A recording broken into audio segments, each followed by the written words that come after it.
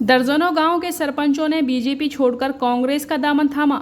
होडल विधानसभा क्षेत्र के दर्जनों गांव के सरपंचों ने जिला पंचायत एसोसिएशन के अध्यक्ष महेश मर्रोली की अध्यक्षता में बीजेपी पार्टी छोड़कर कांग्रेस का दामन थाम लिया है।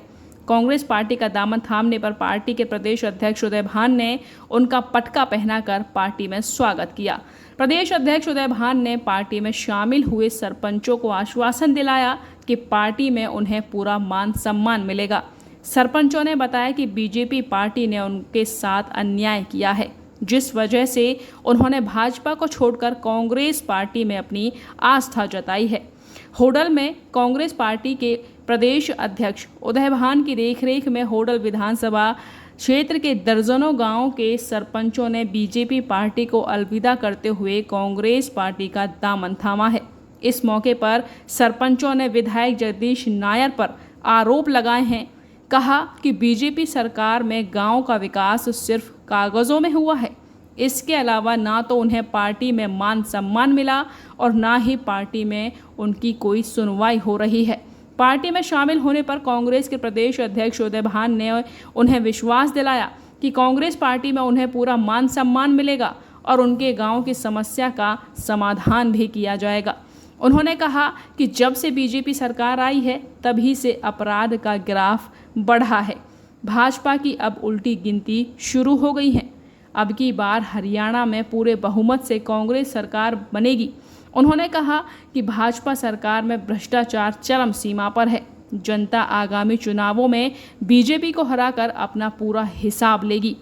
जिला पंचायत एसोसिएशन के जिला प्रधान महेश मर्रोली की अध्यक्षता में हसनपुर ब्लॉक अध्यक्ष रॉकी डराना, पप्पू खिरवी, ओमी बासबा, बहादुर गौड़ौता, प्रदीप डकोरा, सुरेश गुदराना, संजीत हदियातपुर, मनोज कमरावली, विजय चेची करौली, यूसुफ खान डाडका ने प्रदेश अध्यक्ष उदय भान की देखरेख में बीजेपी पार्टी को छोड़कर कांग्रेस का दामन थाम लिया है। इस मौके पर प्रदेश अध्यक्ष उदय भान ने कहा कि भाजपा सरकार ने जो प्रदेश के सरपंचों पर लाठियां बरसाई थी, उसको प्रदेश के सरपंच अभी भूले नहीं हैं। उदय भान ने कहा कि प्रदेश की जनता भाजपा के कार्यों से दुखी हो चुकी है, क्योंकि भाजपा के शासनकाल में हरियाणा प्रदेश बेरोजगारी में, भ्रष्टाचार में और अपराध में पूरे देश में नंबर 1 बन चुका है। आज हमारे होडल विधानसभा से संबंधित दर्जनों जो सरपंच हमारे साथी जो भाजपा में चले गए थे, इन्हीं परिस्थितियोंवश और मेरे ज़्यादातर सभी मेरे परिवार के सदस्य रहे हैं। मैं सबसे व्यक्तिगत तौर से सबसे परिचित हूँ। आज वो हमारी कांग्रेस पार्टी में शामिल हुए हैं।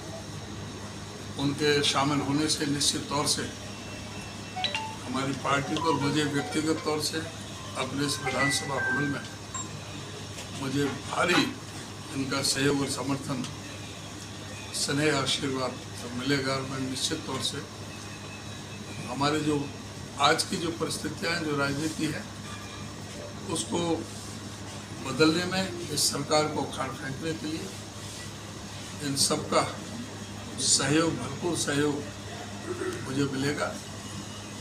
आज जो प्रदेश में भारतीय जनता पार्टी का जो प्रशासन चल रहा है, लोग टकटकी लगा करके इंतजार कर रहे थे इलेक्शन कमीशन के लिए कि वो कब इनसे छुटकारा दें।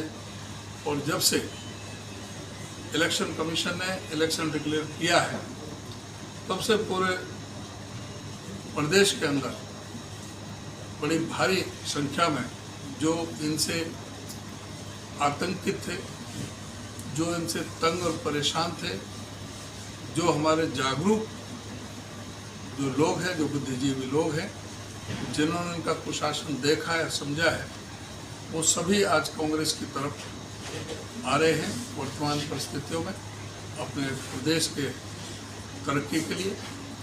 आज प्रदेश में जहां कानून व्यवस्था पूरी तरह से ठप होकर के रह गई, आज प्रदेश में प्रतिदिन एनसीआरबी के आंकड़ों के मुताबिक 4 हत्याएं, 5 बलात्कार, 13 अपहरण, 46 महिलाओं के प्रति अपराध, 96% शेड्यूल कास्ट के प्रति अपराध हुए और सामाजिक सुरक्षा सूचकांक में इसी सेंट्रल गवर्नमेंट के मुताबिक हरियाणा को सबसे असुरक्षित प्रदेश बताया गया है। आज हरियाणा में दिन प्रतिदिन फिरौती की घटनाएं हो रही हैं, डकैती की घटनाएं हो रही हैं, अपहरण की घटनाएं हो रही हैं। आज जेलों से बैठ कर के फिरौती मांगी जा रही है। 5-5 विधायकों से भी फिरौती मांगी गई। आज प्रदेश में व्यापारी पूरी तरह से भयभीत है। तो इससे जो कानून व्यवस्था के ठप होने से यहाँ पर कोई उद्योग धंधा नहीं लगाना चाहता।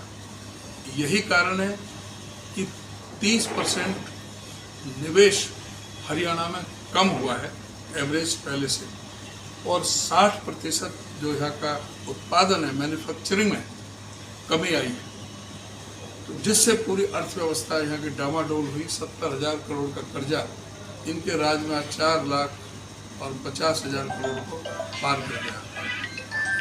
आज बेरोजगारी में हरियाणा हिंदुस्तान में नंबर 1 है, महंगाई में नंबर 1 पर है।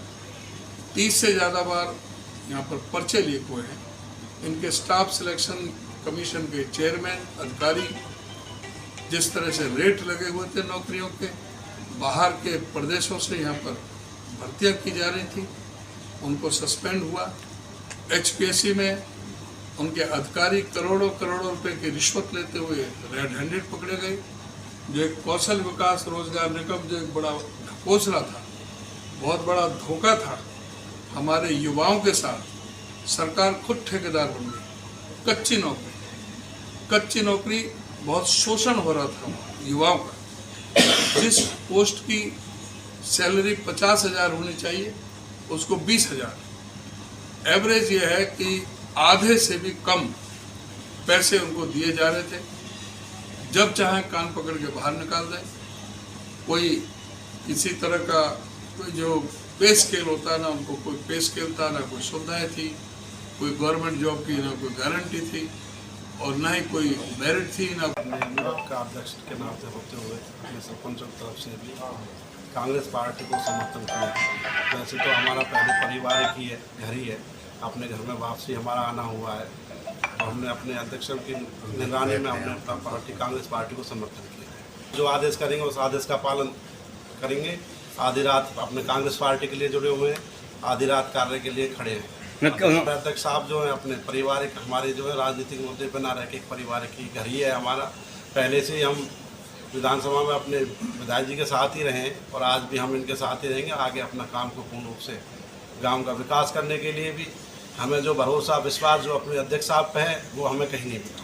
सभी को नमस्कार। कारण तो बहुत सारे हैं। ये सरपंच साथी सरकार ने इतनी बुरी हालत की थी सरपंचों की, चंडीगढ़ बुलाकर लाठियों से पीटा था सरपंच। ये सरपंच साथी कोई उन जिसको नहीं भूला है, उस दिन को सबको याद है।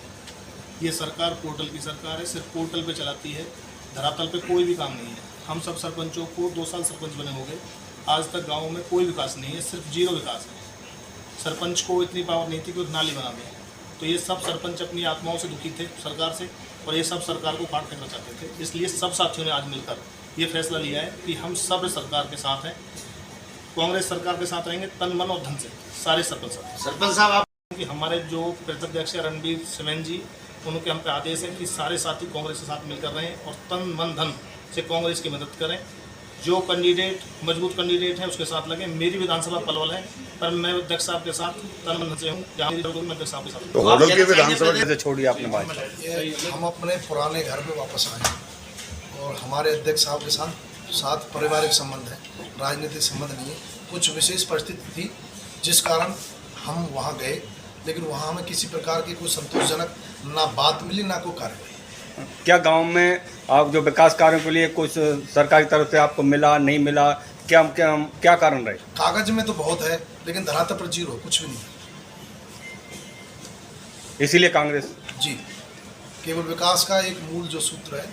अब हमारे जो प्रदेश के अध्यक्ष हैं उनकी अध्यक्षता में कांग्रेस ही है और दूसरा विकल्प कोई नहीं।